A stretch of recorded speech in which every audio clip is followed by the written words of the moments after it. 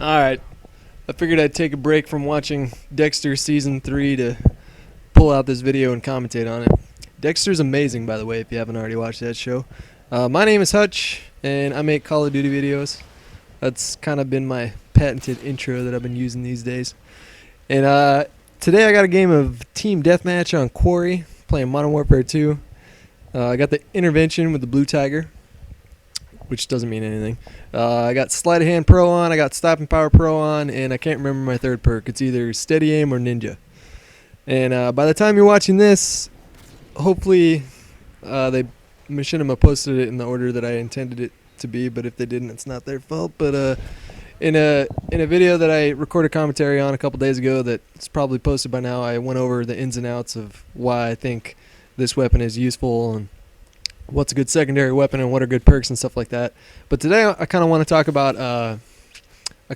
about general tactics in Team Deathmatch that should help you out.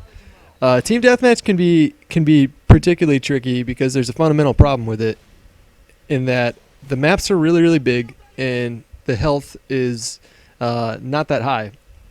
And to my knowledge, they didn't reduce the health from Call of Duty 4. They just kind of beefed up the weaponry. So I find in this game you're dying a lot quicker than you were in COD 4. The reason I'm not talking about Call of Duty World at War right now is because I kind of focus on Infinity Ward Call of Duties because I think they're the only good ones. But the fundamental problem with Team Deathmatch is that there's no objective. And when you have a big map like Quarry, I mean, it's not huge, but it's pretty big. The problem that you can run into is that whoa, what happened there? How the hell did I just rush those guys? That's the other thing. In Mercenary Team Deathmatch, you're not gonna be paired up against a lot of pro players. The reason I like to pick this is because sometimes when I'm not playing in parties, I really don't feel like joining a domination game and getting stomped on by a party while I'm playing with a bunch of random teammates. But what I was saying about Team Deathmatch is that there's a lot of camping that goes on. So you kind of have to be. If you really want a good kill-death ratio, and I say that because in Team Deathmatch it's all about your kill-death ratio. You can do just as much for your team if you're not dying than if you're getting kills. Not dying is just as important as getting kills. So I tend to play it a little bit more cautious in Team Deathmatch, but by the same token, I don't camp too much. I'll try and do laps around the map is what I like to do. So as you can see on a map like this, there's a big central point in that little building right there. And what I like to do is try and do my best to stay away from the central points and do laps around the skirts of the map.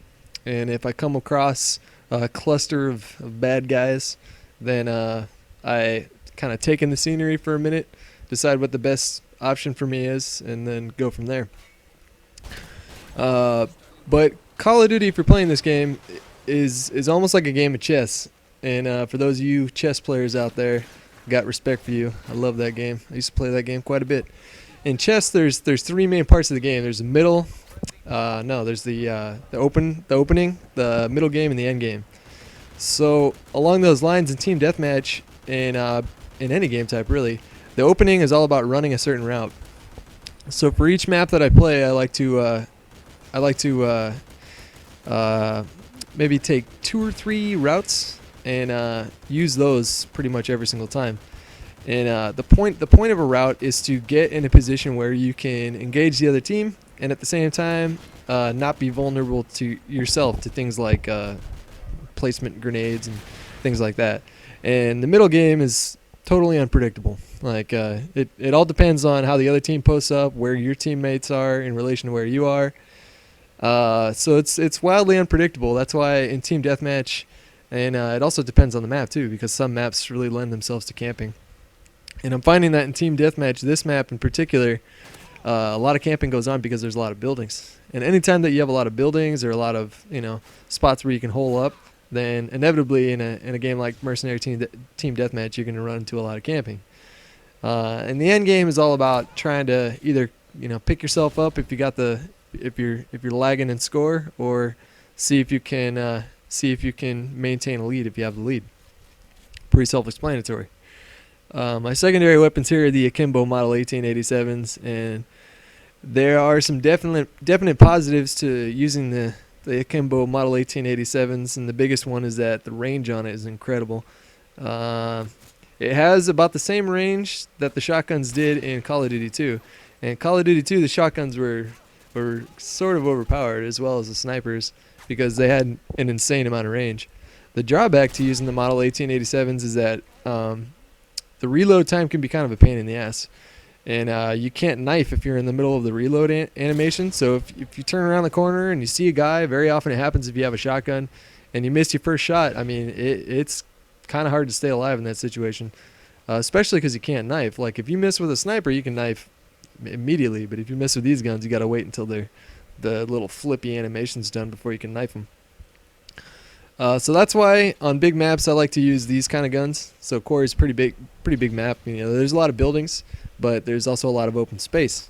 So yeah, in smaller close quarters maps, I like to, ironically, considering that I'm using a shotgun here, ironically on the smaller maps, I like to use the akimbo magnums, the sidearms.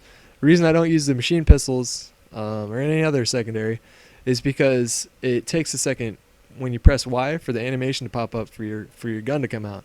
Whereas with a handgun like a Magnum, the animation's almost immediate. So if you get in a sticky situation like this one here, if I would have missed the guy, kind of would have been screwed. But I didn't. But if you have the Magnums, if you press Y, the gun comes out just like that, and you're good to go.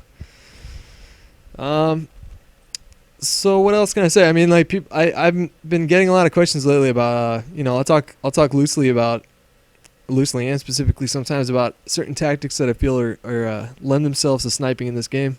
One of them being aggression. I think a talented sniper that can not just hole up in one spot, that can actually be mobile to engage an enemy team, but at the same time not do it from way far off from a distance. I feel like those guys are dangerous, and I try to be one of those guys. And so, I'm not a professional at this game. I don't want people to think that I'm giving off the impression that I'm a pro player and that I do tournaments, things like that. I've tried playing game battles and done competitive stuff like that, and to varying degrees of success. But the fact of the matter is that I just don't have fun doing it. Some people do have fun doing it, and they really thrive and do well in that kind of competitive environment, but I found that wasn't the case for me. So I decided to stick to casual gaming. But on the same note, I have a lot of experience in Call of Duty and the series in general, and so I feel like I can contribute a thing or two to maybe the up-and-coming snipers out there in YouTube land. So yeah, I play this game for fun. And, when I buy a video game, normally people buy them because they want to have fun with them, right? So that's what I try and do. But I had a lot of people asking me, like, what are your tips for actually, like, having better aim?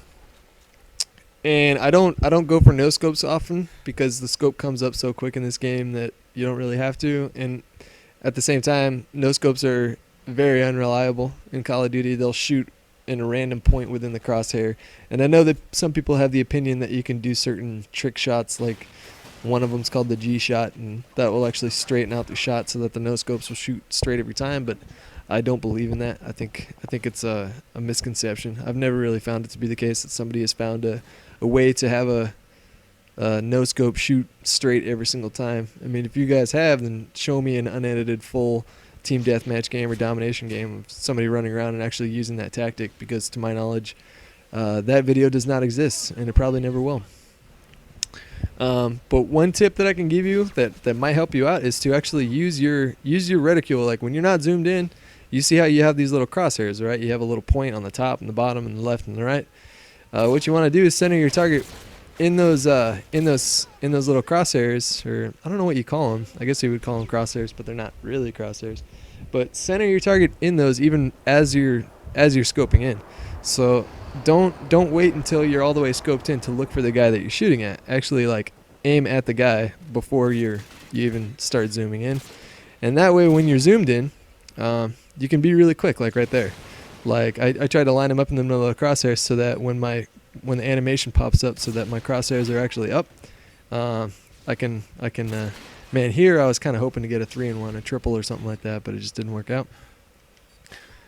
So that's my tip right there. If you guys have any other questions, that's my question of the day for you guys right now. If you have any other questions that you would like me to address in terms of how to improve as a sniper, feel free to leave that in the comments form right here, or any other question that you might have. If you like videos like these, go ahead and check out my channel. It's right there on the screen.